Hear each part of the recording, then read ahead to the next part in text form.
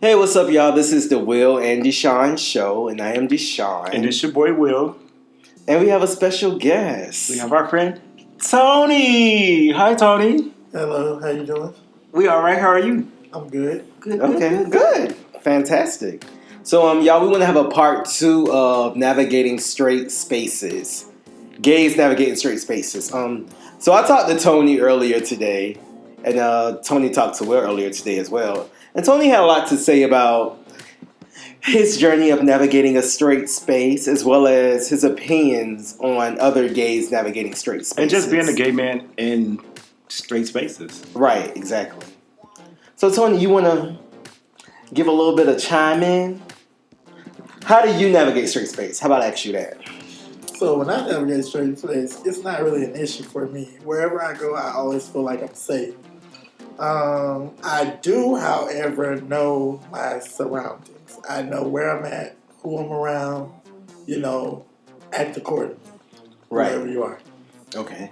I remember you were telling me earlier about how you're a Falcons fan.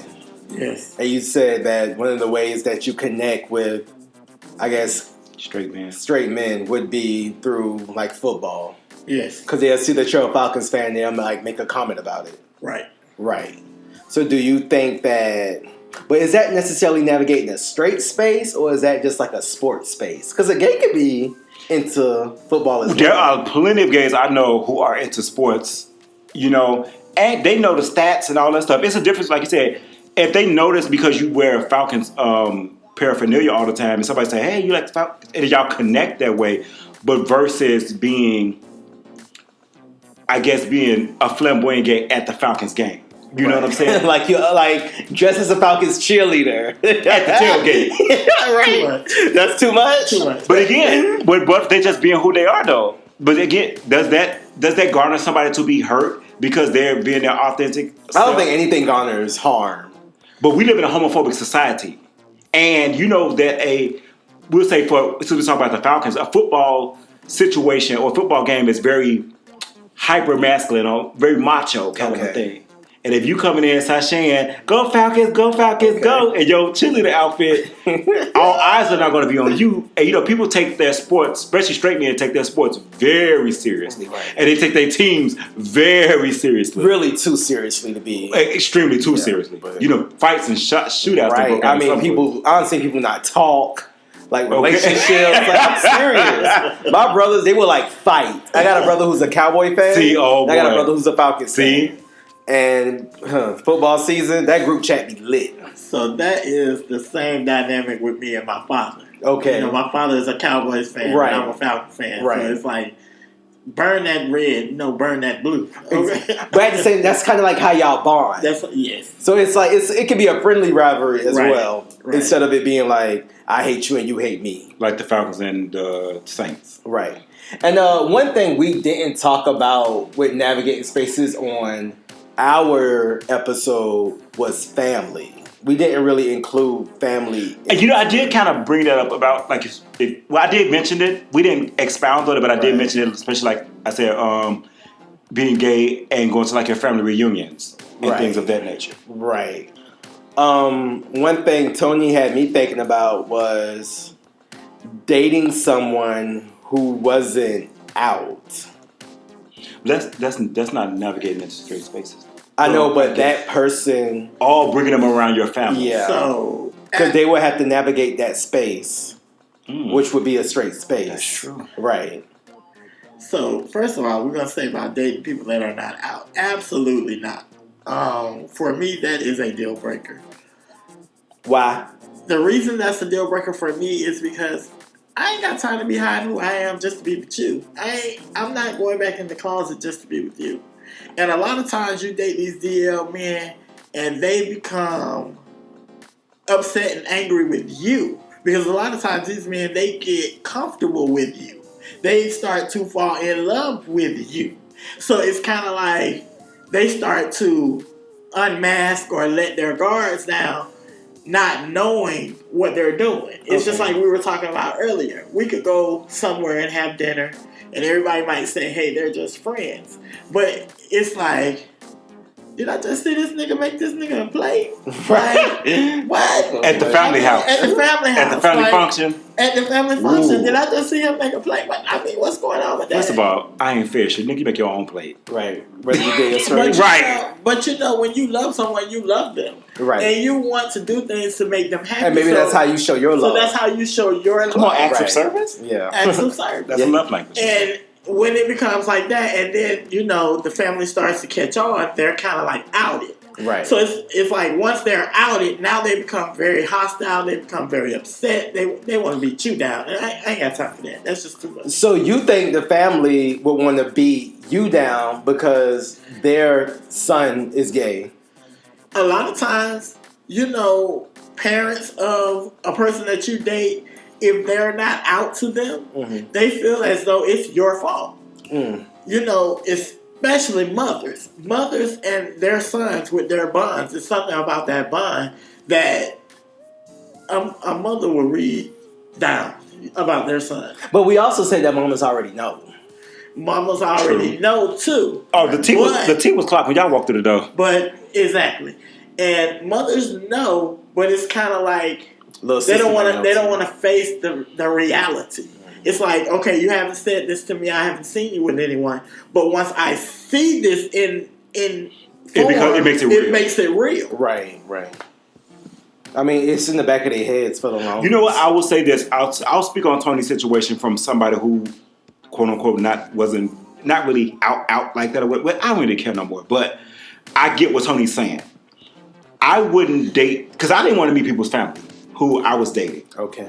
Because of that reason, because I wasn't fully comfortable with me at the time. Now, I'll be like, okay, I feel like here's the thing when it comes out to meeting people's family. That's a very, for me, sticky. Very sticky. And I feel like, we have our straight cousins, they brought every girlfriend, or the girls and brought every boyfriend. And I feel like, to me, maybe because I'm a man of a particular age, I feel like that's disrespectful. I feel like you shouldn't bring every little person that you talk to meet your parents. Right. I feel like the person who's meeting your parents are the person that you're going to marry. Okay, so we're talking about the guy you're about to marry. Yes. So would you be ready for him to meet your parents? And your parents would be that straight space. Yes. And also for them, because it will be, I will be honest with you guys, it will be uncomfortable for me. Right. And you still do it? I'll still do it, but it would be uncomfortable for me because that's always been an uncomfortable space for me, an uncomfortable area for me. So yes, I would still do it because I love my husband, I love my future husband. Right. But I'll be honest, I will feel uncomfortable in the beginning. But you will be willing to do it. Absolutely. Okay. I mean, because at the end of the day, I do need to meet your family, especially somebody who loves their family. Because at the end of the day, they say you can kind of tell how somebody's going to treat you based on how they treat their family. But, not always in every case, because some people's families is fucked up. I'm just being real. But that's true. I'm gonna let you chime in, Toney. But a lot of people's family are fucked up, and the way that they were raised and stuff, you be like, oh, now I can tell the reason why you are the way that you are. Yeah. But I think that's why you need to meet a person's family so you can see. Yeah, it teaches you as well about who they are. Because you learn a lot about a person by the people around them. Yeah. But again, like I said, okay, to go back into navigating that straight space. Let's say you and your partner are out to your family, but your family his family, quote unquote, is still homophobic and still doesn't agree with them. They know he gay and they just hate him. Yes. Yeah. Would you, again, now this is putting yourself into a toxic situation. That's an unsafe space. Absolutely. Right. And I feel like, again, how do you navigate the Christmas dinner knowing that they kind of like, I don't want to be I'll say the family tolerates, not or accept. There's a difference between an exception and being tolerated. So it would be almost like, but my thing is, why would you invite me to dinner if you know your family don't like me? Because, sometimes, not so much like you, your family just don't. They don't like you. Basically, they don't agree with gay at all, but for the sake of, that's still my child. I still. And that's still my parent. Those are still my parents. That's my family. I want to see my family on the holidays. Yes. Okay. But that's the reason why there are many. This is why, as gay people, we can choose our family. Now, we have relatives who we are blood related to. There's a difference between relatives and family. As gay people, we get to create our family. You guys are like my family. Y'all like my blood brothers. I have blood brothers. I don't even talk to them as much as I talk to y'all. You know what I'm saying? I have now, not because I'm gay, because we just don't really talk like that. My brothers are now, and me and my brothers are far apart in age. Oh yeah. And so they be doing their own thing. We hit up each other all the time just to check on each other, whatever. But again, we get to create our family. So I would say this, living in Atlanta, since I've lived here, I've never really gone home for the holidays like you guys have went home. Mm-hmm. This year has marked, this past year was the first time I ever had my actual family or family member with me for a holiday. Like my mom came for Christmas. But for Thanksgiving, I was at Toney's house for Thanksgiving. Toney is my chosen family. So I went and spent, Toney invited me to spend Thanksgiving with him and his family. So I went to, with him and his family because Toney is my chosen family. You know what I'm saying? And a lot of times I see now in the traditions of, especially with gay people, that Friendsgiving is a big thing now. Because a lot of people don't have that relationship with their family and with their parents anymore. So they created Friendsgiving. Mm-hmm. So again, you choose to make your family, because at the end of the day, nobody should go to a situation where they feel unsafe or unloved or just tolerated or where people gonna be not even snicking around or beating around the bush, be like, oh girl, I don't know this faggot girl, she gonna bring her faggot boyfriend. Like, don't nobody want to be around that toxic situation with their family. So people, for me personally, I would rather not go. I wouldn't go either. Yeah. Like, I would say, like, why would you invite me when they don't even like you? I mean, if you, now, I'm willing to do stuff. So, if you want to go, you know what I'm saying? I'll just bring my Vaseline, you know what I'm saying? And bring a pistol, okay. fuck a Vaseline, shit. So, just in case I got 22. Grease up real quick. But, yeah, I don't, that's such a sticky situation. Toney, how do you feel about this? So for me, I will say this. I'm very blessed that I've never really experienced that because my family is very accepting of it. I have two brothers that are straight. My brothers come to my, as you see, Will, they came to my house. They know what it is.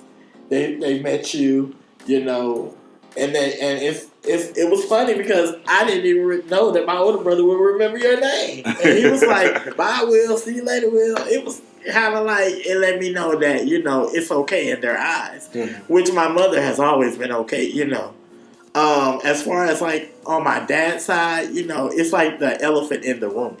Right. It's kind of. I know how that is. It's kind of we haven't had that type of that unspoken conversation. What's understood doesn't need to be said. Thank you. Right. That is my life. Right. That's my life with my family. So on that note, I always say, if I get married, family is a big part of my life. Would you invite your father? I love family. I would. Yeah. I mean, but what if your father don't want to come to your wedding because you're gay?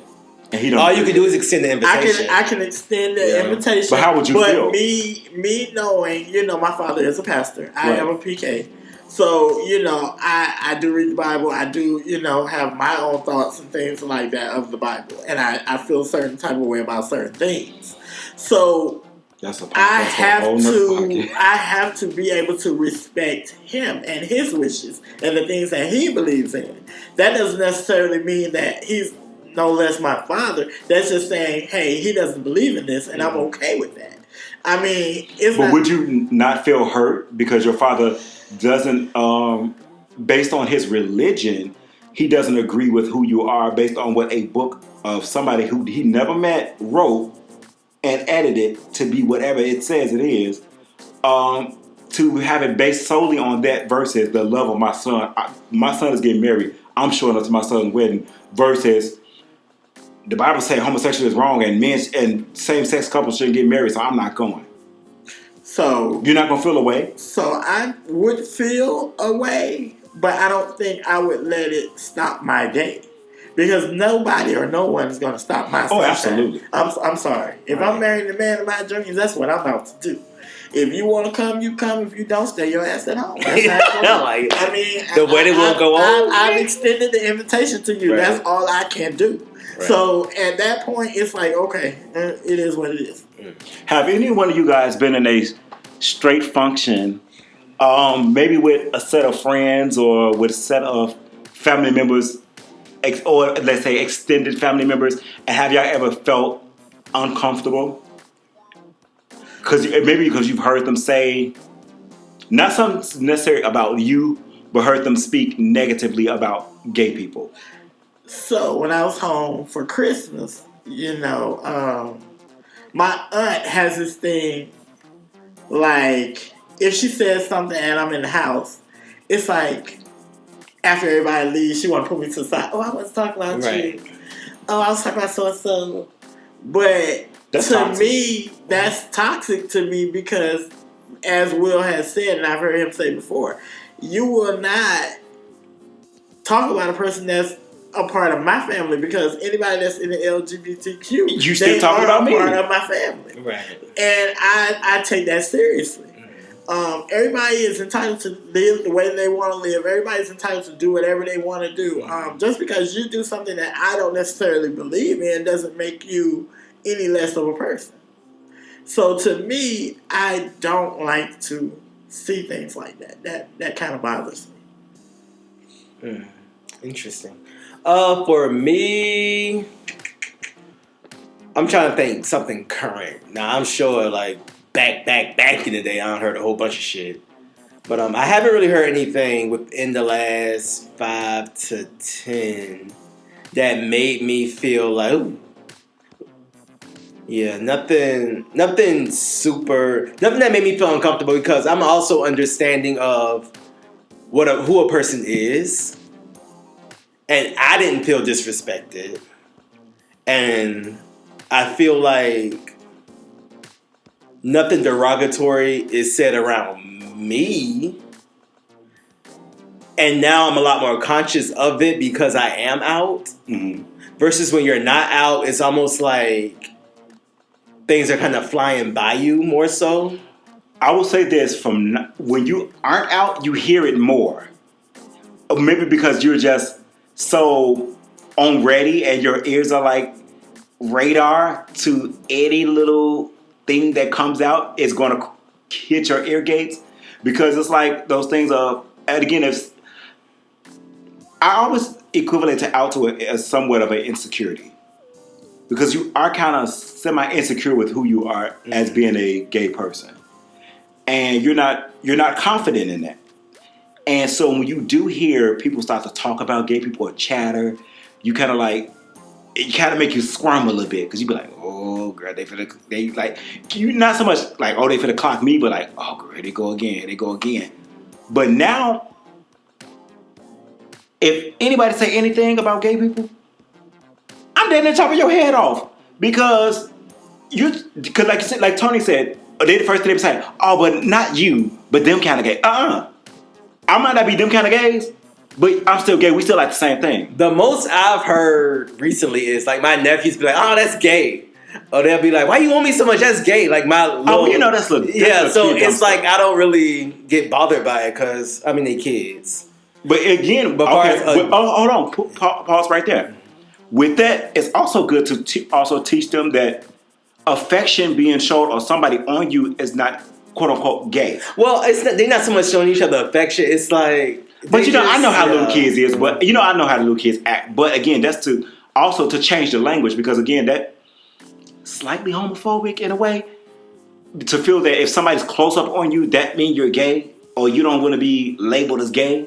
Right. So it's like sometimes it's kind of like you're not saying like you can't like pull them to the side like look. It is not gay for nobody to do this to you. Like, but it's not. I know, but I feel like they're joking, though. Yeah, I feel like it's again, not but yes, it's joking. Down, but no. And they know I'm gay. Don't get me wrong. Like, it's joking, but that's still internalized. Right. You know what I'm saying? That's still something that they feel like as being next to another boy is gay. Right. But yeah, it comes off as a joke, but that joke has some truth in it. But it's still not. To me, it's still not that serious. No. I get it, but that's what I'm saying. But that's how it also starts. Right. You see how, as little kids, they feel like if another guy or somebody of the same sex is close up on them, oh, that's gay. Right, but I feel like with this generation that's underneath us, well, a couple of generations underneath, I don't think they have the same mindset as we did when they don't. Kids. Because again, like I said, we grew up, and I can only speak for myself, where of course, gay was not the thing, and that's not the thing that you should be, and that's not something that your parents want you to be, and that's something that society doesn't want you to be, especially as a black man. You know what I'm saying? And being gay is a sign of weakness, especially being a feminine gay, is even more worse because, like I said, they treat you like women, and then that goes down to the feminization of how women are being treated as well. But again, navigating who you are in straight spaces. Yes, the three of us can go into straight spaces and semi-pass in some kind of way.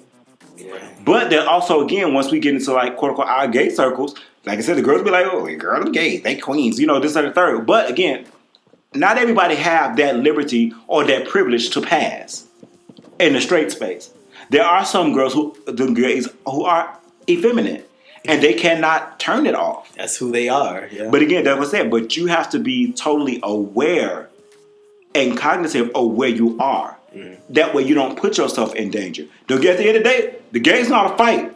They will whoop ass. Because they've been fighting all their life. Especially feminine gays. They've been fighting all their life. So they know how to fight. Don't you ever think that you could just be whooping on the effeminate gay because you think he's feminine. How would you feel if your kid was effeminate, if you had an effeminate son? You know what? As being a gay man, I will cultivate that. Okay, we could use Dwayne Wade's son. Yeah. Who's effeminate. And I feel like his son is different though. How you feel? Because he's rich and he's wealthy, so he has a privileged life versus a young black boy growing up in the hood. No. So it's different. No. Put a pause right in that. But his daddy grew up in the hood before he was rich. But he's still really rich though. Let me finish though.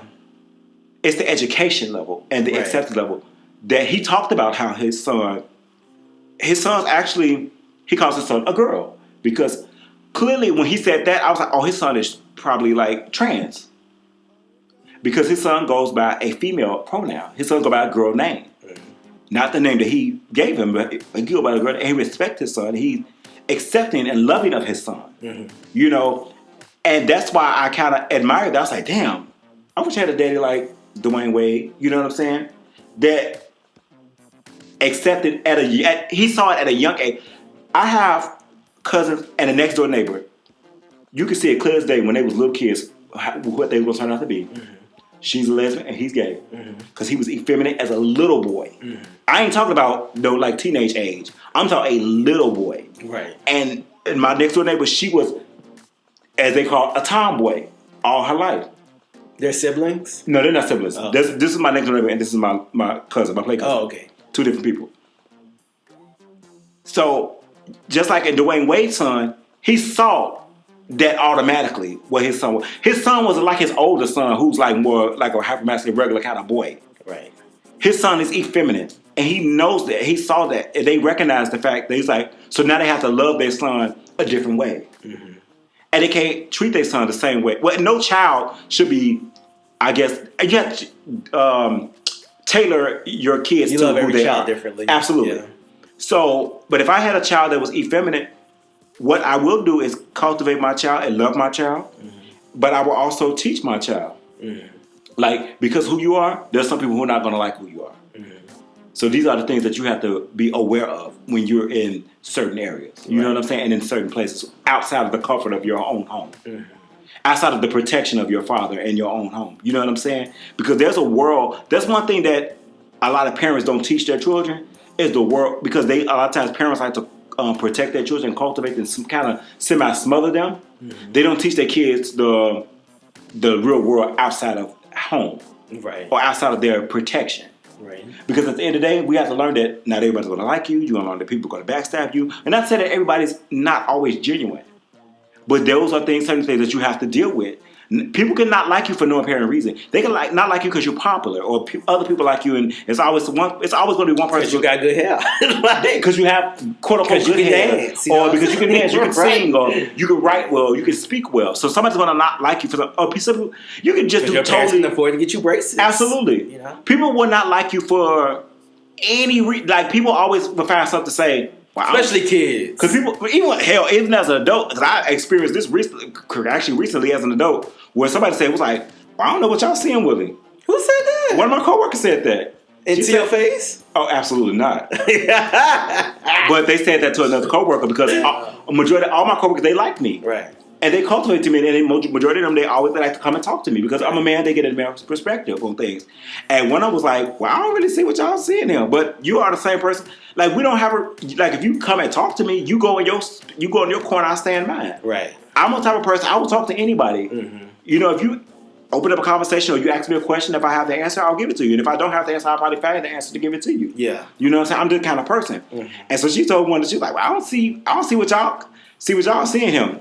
It's you see how somebody will not like you or have something negative to say about you and don't even know anything about you, have not even taken the time out to say, you know what, I don't like, I spend a little time with Toney and Deshaun. They ain't my cup of tea. Which is totally fine. Which is absolutely fine. Versus you have spent no time, not even had a conversation with you guys, but saying, I don't like you. I don't see it for you. Toney, what if you had an effeminate son? Or a butch daughter? More so effeminate son. Let's do effeminate son. Effeminate son? Would you want your son to be effeminate? I kind of would want them to understand what that brings. I would want them to understand that, you have to be... I would just teach my child to be able to switch it on and switch it off. You have to... What if they can't? You have to be able to tailor yourself, because somebody effeminate can't switch on masculinity. As Deshaun said in a previous podcast, you have to have a professional, authentic self. There's a difference between right. Professionalism and effeminism are two different things. So you can be professional, but you can't turn off effeminism. So effeminism, it doesn't warrant like turning it off, but you have to be able to bring it on down. Okay. Like you can't be on 10 all the time. Oh, I get it, but not everybody's effeminate. Also, flamboyant. There's a difference between effeminism and flamboyancy. Because a lot of gay guys that are effeminate, because there are a lot of straight passing men who are flamboyant as well. You know what I'm saying? There's some straight men who are flamboyant, who have these big personalities. There's a difference. Like if you're not, like you say, if you're effeminate flamboyant, then like, baby, yeah, you gotta learn to bring them down. You can't do that everywhere. But some people can't turn on masculinity when they're effeminate. That's just how it is. So, with that being said, maybe you just want to stay in certain areas. I don't know. I don't know because I've never experienced that. So I feel like you have to equip your child with. You have to just equip them with the weapons and the tools to navigate the world. That's all I feel about it. Because at the end of the day, my child cannot turn off being effeminate. But one thing I know, my child gonna learn how to box. Because I put my kid in boxing class. If my kid was straight, I'll put my kid in boxing class because people like to try you. I was gonna say you're gonna have to know how to defend yourself. We talked about my encounter when I was in the club and the guy just started fighting on me. I mean, you're just gonna have to know how to defend yourself. Deshaun, what about your son? The first thing I thought of: are we considering being effeminate a handicap? So no, it's not. Whether we are or not, my thing is you do have to equip your kids with what they need, and you do have to tailor your kids based on their needs and who they are as a person. These are little people who we are grooming for the world. So you do have to groom your children accordingly. And I think that's really all it is. Of course, it's more than that, but I feel like that statement goes with every child. Because every child is going to have some type of thing that comes along with them. Right. Whether it's gay, whether it's attitude problem. Well, it's, children come with things. Well, whatever personality. We all came with things. Absolutely. You know what I'm saying? That's true. And I think all of our parents, you didn't have a choice because we weren't, we're not clones of the same sibling. We're different. And you have to deal with that. So I think it's going to be something you're going to have to deal with. If your child is an effeminate boy. So yeah, or a butch girl. What if your child wanted to be was transgender? How would you guys go about that? Would you let them transition? I wouldn't. I wouldn't let them transition as long as they were under 18. Now, once you're grown and you gone, you doing whatever you can do whatever you want to do. Okay. But as far as being in my home, I don't feel that children have the right or have the permission to do whatever they want to do. Because, first of all, children don't think about things before they do them. They just want to do what they see. Because a lot of times children do what they see. So, first of all, I would have a conversation and say, hey, that's who you want to be now. But you need to grow up some, and you need to mature some to know that know the person who you want to actually become when you become an adult. Like, that might be who you want to be now, but when you're 21, you might not want to do that. And you've already done that, and now you're like, damn, I wish I'd have never done this. Okay. So let yourself grow. So with that being said, you have a child, they're just say around, I'll say 12. Okay. And they say, I'm Bianca instead of Brandon. Okay. And I'm a woman, well, I'm a girl, should we say. And I want to be addressed as a girl, and I want to live my life as a girl. Now, you guys said that you guys won't let them physically transition. But would you treat them as a girl, as Bianca, instead of Brandon? Would you let them, call them by their chosen name instead of their given name, which would be Brandon, and by their chosen name, which would be Bianca? Would you also allow them to be a girl outside of the transitioning part? Like, would you cultivate them enough to, like you said, even though, like Toney said, yeah, you have to give people time. It's like, say, you might want to be this right now. Hell, little kids, like, they like Lion King. They get older, they like whatever. You know, say Transformers or want to be a fucking Power Ranger. You know, whatever. Until you get to a teenager, then you start to go through this weird phase on who you're trying to figure out you want to be.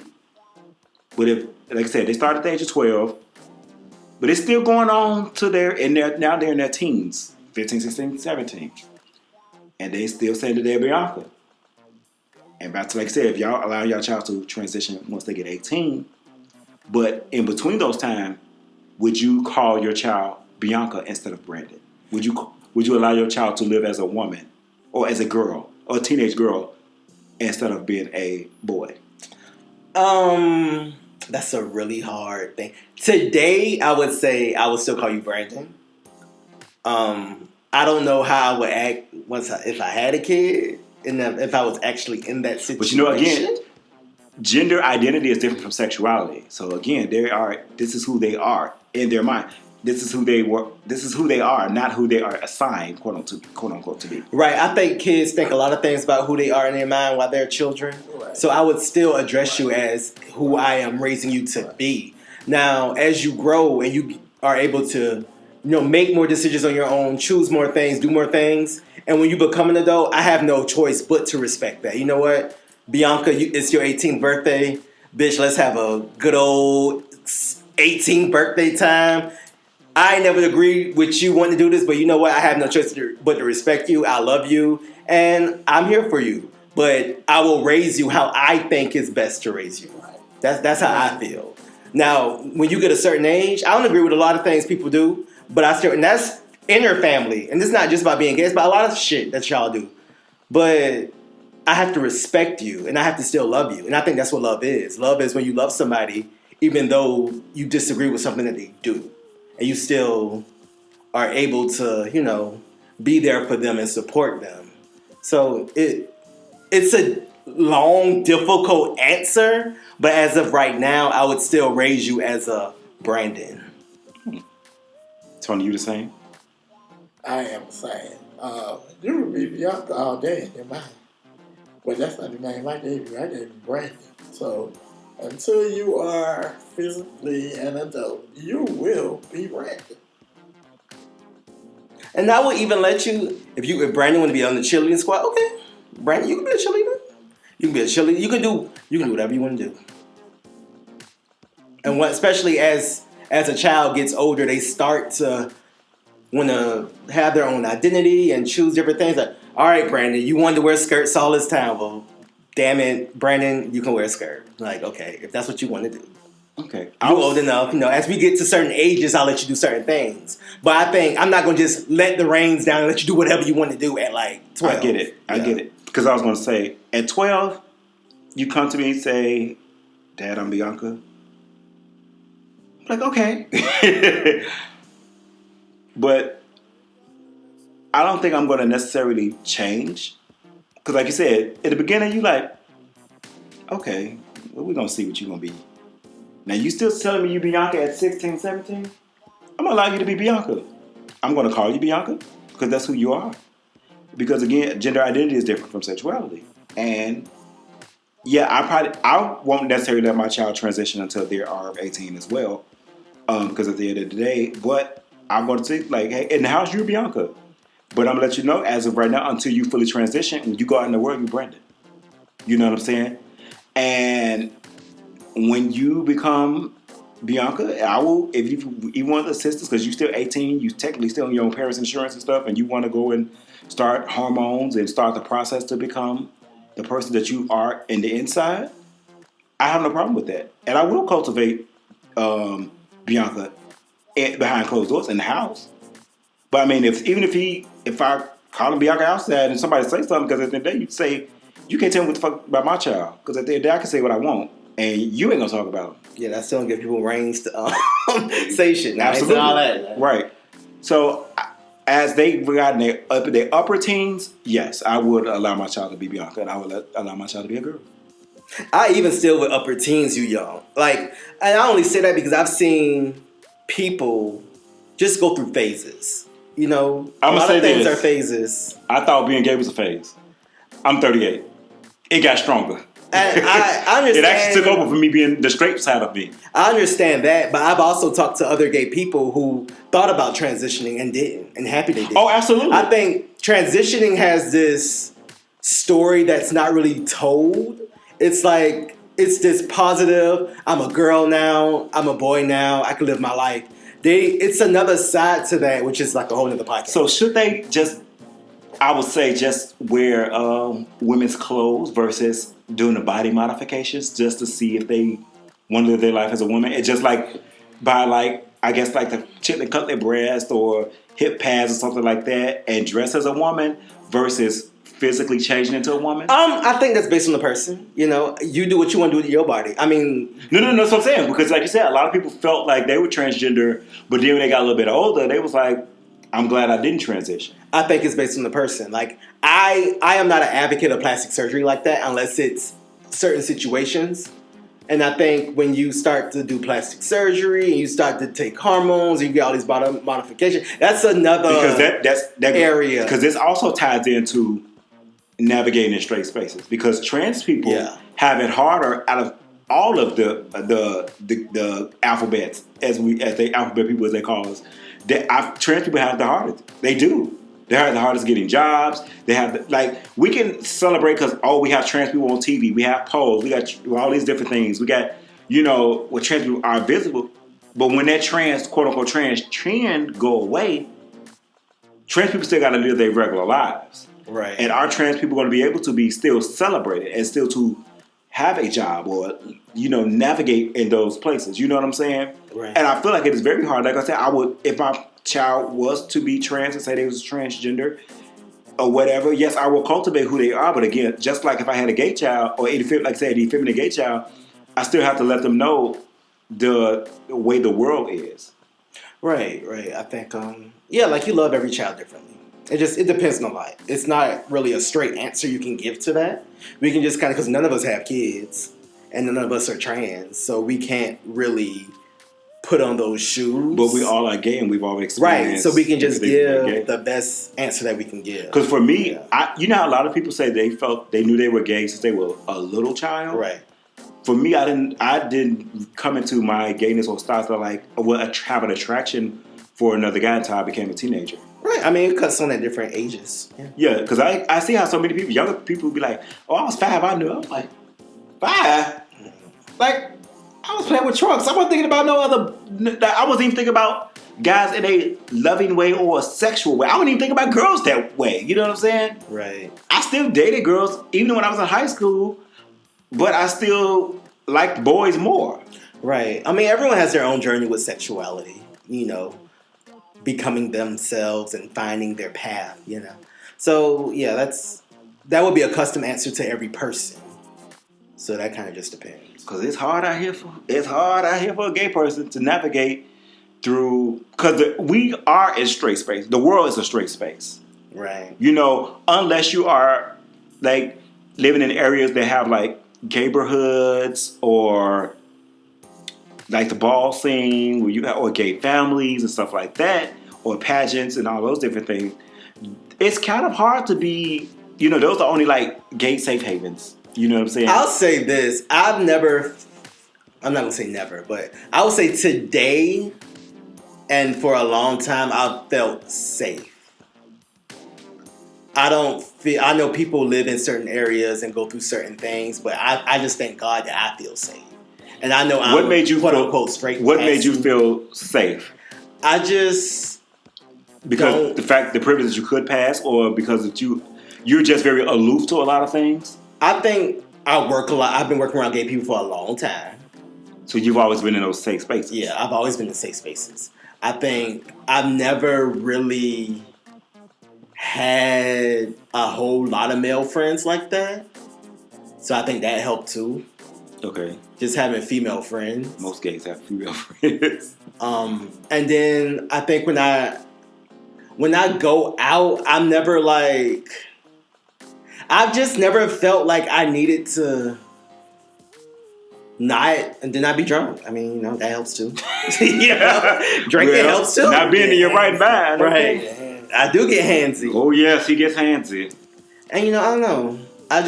Sometimes I feel like the world that I live in Deshaun's world, I live in a safe world. Okay. What about you, Toney? Do you feel, growing up or even now as an adult, have you always felt safe as being a gay man, navigating in the world? So, as I told you, I always feel safe because, me growing up, I grew up in a small town. So, all of my family, we all went to the same school. So, it was like, I had my cousins, I had my brother, I had everybody, at the same middle school, same high school, same, we were all together. And we would start like, in one fight, all fight. So you've always had a safety net or hedges of protection. Right. So even now when I go home, it's I just have never had an issue because, I grew up there. I could go to any club in Albany. Everybody know I'm gay. I can go to the straight club. I can go to the strip club. I can go anywhere because I grew up there and everybody knows me. Everybody knows my family. And I would say my thing is, growing up, I wouldn't say I didn't feel safe. That was more of a comfortable thing with myself. So I'm not going to ever say I felt unsafe because I feel like unsafe is a totally different thing. But I did feel uncomfortable with myself and just coming into your own and insecurities about your sexuality as well as a lot of other stuff. So I think there's a difference between being insecure about yourself and being unsafe. I don't know. So Toney, I know you've lived in multiple areas. Mm-hmm. Has there ever been, when you've been in other areas outside of Atlanta and Albany, have you felt like I had to be aware that I was gay in these states? So, I lived in Albany, I lived in Atlanta, I lived in Florida, I lived in Virginia, I lived in, New Jersey, and Kentucky. Kentucky was by far the worst experience, that I had experienced because, I was basically in the country with rednecks. So, when I went to Walmart, it was like, they was looking at me, and, Were they looking at you because you're a black nigga, or you looking at you because you're a gay black nigga? Looking at me because I'm a gay black nigga. Okay. And, I'm always, double whammy.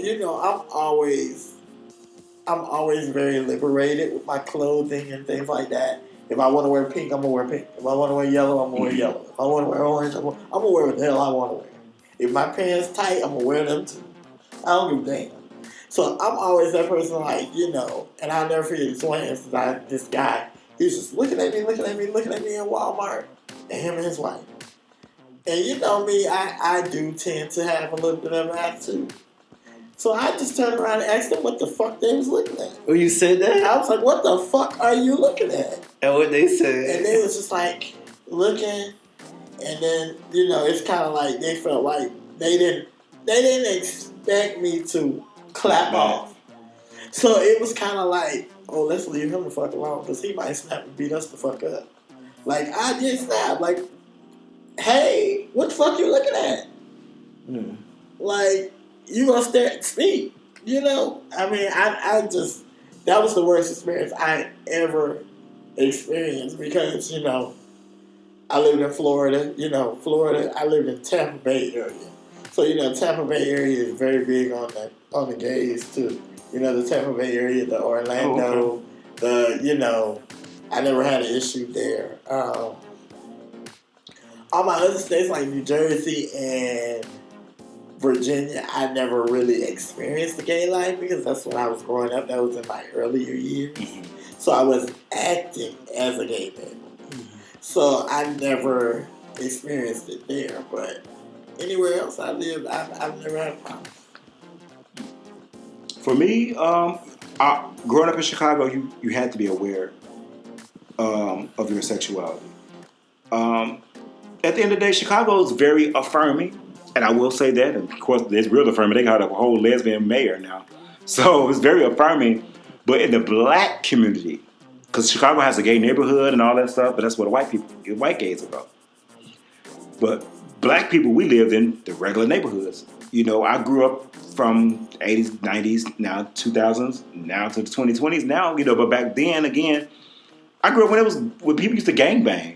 So, you could be no gay boy walking down the street, especially a flamboyant gay, you gonna get beat up. So I was always cognitive of my surroundings and who I was around. You know what I'm saying? I didn't always feel safe. I'll be honest, I didn't always feel safe. Even though I had family members who were like big timers and whatever. But at the end of the day, even when I went to high school, because I went to high school by myself, like me and my cousin, we all went to grammar school and all that stuff, elementary school together. But then when we got to high school, we all split up because we all kind of like moved in different areas, so we all went to different high schools. So I was the only one to go to high school, but I went by myself. So I knew I had to be self-aware, especially in high school. Don't get me wrong. There was always there was always the gay because there's again all the gays can't turn it off. Everybody wasn't like the little closeted boy like me. There was the out loud and proud gays too, but I saw how they were treated and I saw how people talked about them, and I didn't ever want to get scrutinized like that. So I always was aware or stayed myself dipped off or hidden. You know what I'm saying? So yeah, but now as an adult, no, like I'm still aware. I'm still not going to put myself into situations and areas where I have to practically maybe defend myself. You know what I'm saying? I'm not. Now, that one thing I ain't afraid of doing is defending myself. But I try not to put myself in those situations. When I know it's super hyper masculine place where they can do all this yelling and rah-rah and all that stuff, 9 times out of 10, I'll be like, all right, holla at you. I'm about to be gone. But for the most part, I try to keep myself safe. You know what I'm saying? Even in work environments with people. Because again, at the end of the day, people are going to say what they want to say about you, knowing or not knowing. Which I don't care about that. Because, unfortunately, here in Georgia, we can get fired for being gay. So you can't necessarily be in certain job fields, I would say. Certain job fields are more lenient than others. And I will say this, living in Atlanta, and I see why a lot of people come here from like their smaller towns of Georgia, smaller towns surrounding areas, Alabamas and Carolinas, and people who come here from other states. I see why they come here to Atlanta. Because Atlanta is a safe haven and you do feel safe here in Atlanta. You don't feel like you're going to get attacked or jumped for being gay here in Atlanta. You do feel safe. Atlanta they call it a Mecca they don't call it the Mecca for no reason. You truly feel safe here in Atlanta as a gay person. You feel like you can go to any place or any establishment and be okay because they're so used to the gays. That's interesting. But I think that was a good time to end. Do y'all have any last words? Toney? I don't. He said what he needed to say. Will, are you good too? I will just say this again. Just be aware. Always be safe. At the end of the day, even here in Atlanta, somebody will try it. If you guys keep something on you. That's my word of advice. Keep something on you. If you ain't got hands, keep something on you. And on that note, make sure y'all subscribe, share, tell us about your experiences navigating straight spaces. Comment on whatever you want to comment on. And bye, y'all. Bye.